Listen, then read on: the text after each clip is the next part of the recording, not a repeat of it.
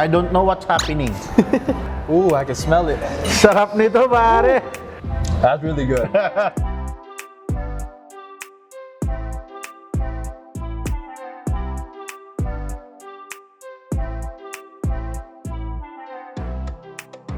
Hello mga Home Foodies and welcome back! I am Chef Viboy Miranda at gagawa tayo ngayon ng delicious recipe na tinatawag natin na smoked pepper chicken hunter style. Pinasarap to dahil gagamit tayo ng Magnolia chicken Timplados roasted smoked pepper. Sobrang excited ako ngayon dahil meron tayong special guest. Sino yan? Ito, two-time UAAP champion from Ateneo Blue Eagles. And now, he's playing for our Magnolia Chicken Timplados Hotshots, number 21, Mr. Adrian Wong! Hello, Chef Viboy.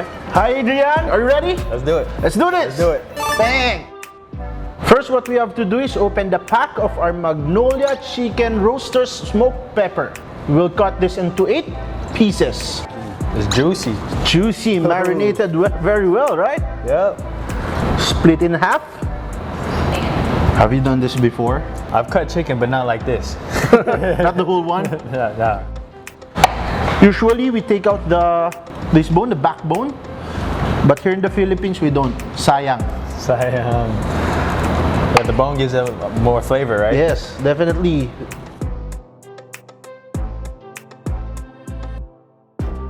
And now, after nahiwa natin ng chicken, it's time to cook with Adrian. Let's So do it. Adrian, let's put now the oil. Alright. It's right here.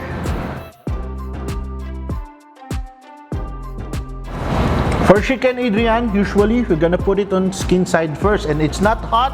I don't know what's happening. Skin side first. Skin side first. That's right. Boom.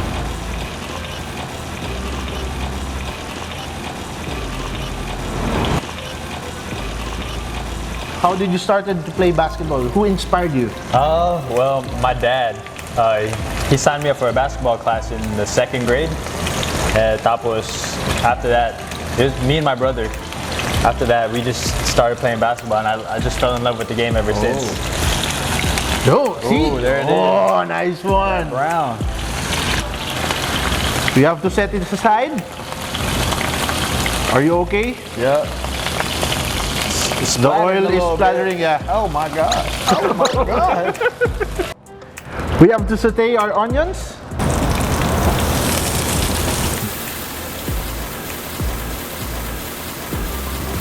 Well sauteed onions, now it's time to add our garlic. So that's our slivered sliced garlic. Now it's time to add our brown mushrooms. We can add the wine. We will deglaze the pan with our white wine.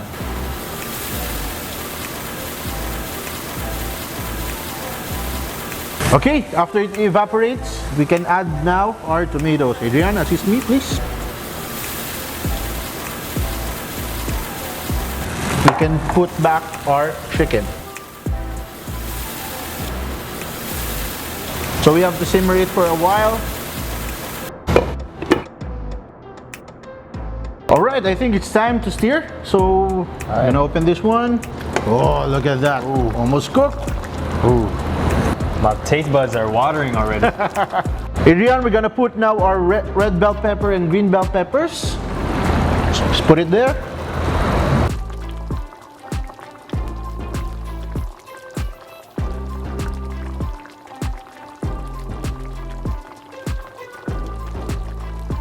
So this go for another minute or 2, then we're done.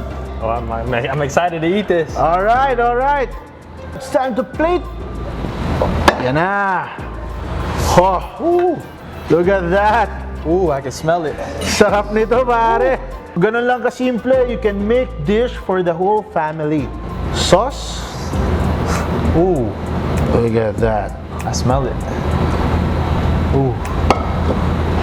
For the last part, put the parsley on it. Let's go. Sprinkle time. Let's go. Yeah.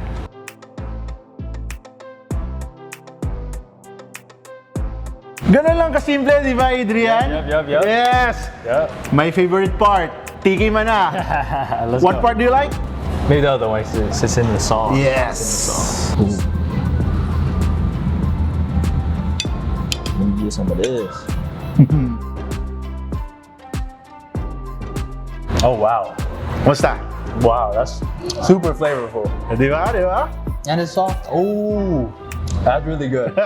Ano, kamusta? Oh, it's my sarap and my delicious. Di ba? Kayang-kaya kong gawin, kayang-kaya ni Adrian gawin. And for sure, mga ka-home foodies, kayang-kaya niyang gawin ang smoked pepper chicken hunter style na pinasarap ng Magnolia chicken Timplados roasters smoked pepper. So Adrian, do you want to say anything to your fans and the mga ka-home foodies natin? To all our fans, to all the Magnolia Chicken Timplado Hotshot fans, please continue supporting us in our upcoming games. We're super excited to play this upcoming season and hopefully we can bring home the trophy. Kaya mga ka-home foodies, gawin niyo na itong smoked pepper chicken hunter style kasama si Adrian Wong. Peace out! Salamat! Yep. Alright! For more recipes, visit www.homefoodie.com. You can also like our Facebook, that's Home Foodie, and follow us on Instagram at HomeFoodiePH. Don't forget to like and subscribe to our YouTube channel and click the bell icon to get notified for new uploads. Dahil dito sa Home Foodie, walang imposible. Lahat kayang gawing madelicious.